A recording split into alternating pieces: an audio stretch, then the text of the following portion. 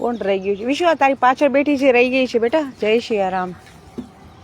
આજે તમે સવારના વહેલા નીકળી ગયા કેળા લઈને. કપિરાજો મસ્ત. આ આખો જંગલ એરિયા છે અહીંયા. કેળા ખાય છે બધા સવારના. અમુક કૂતરાના ડરે છે ને ઝાડ ઉપર ચડી ગયા છે અને ઉપર ચાલ કે અરે બચ્ચું લઈને ઉપર બેઠી છે ને અહીંયા બેઠું બેઠું ખાય છે. એ તારી પોછી તો જો તારા શરીર કરતા પણ વધારે લાંબી છે ડીકુ. એ ડીકુ 2 કેળા લઈ લીધા હે? હવે છાલ પણ ખાઈ જશે હો કેળાની મસ્ત.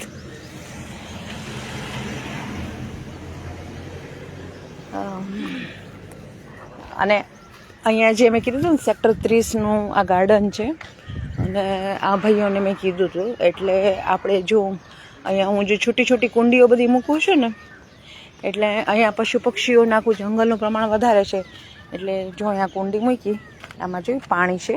હમણાં ભાઈએ મને કીધું કે અંદરથી હું પાણી આમાં ભરી દઈશ એટલે આપણે જે કુંડીઓ મુકાવી છે અમુક જગ્યાએ આવી છૂટી છૂટી પણ મેં એવી જગ્યાએ કે જ્યાં પાણી ભરાતું હોય અને લોકો મને પ્રોમિસ કરે.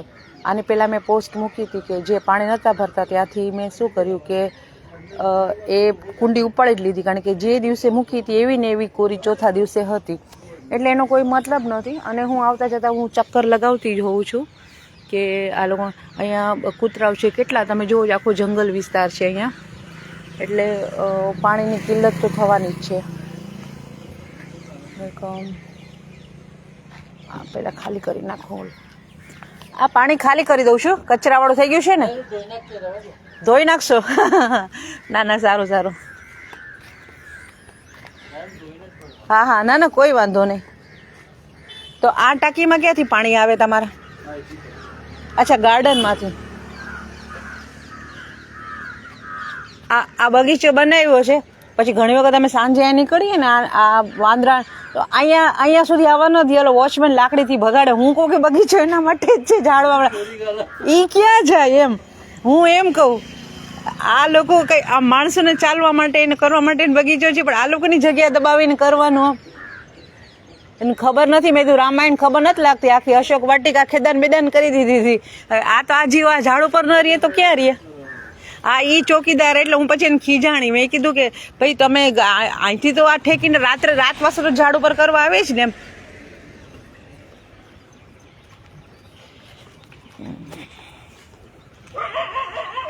ચાલો આ ટાંકી ભરાઈ ગઈ છે. જો ભાઈ સાફ કરીને વિછરીને ભરી દીધી એટલે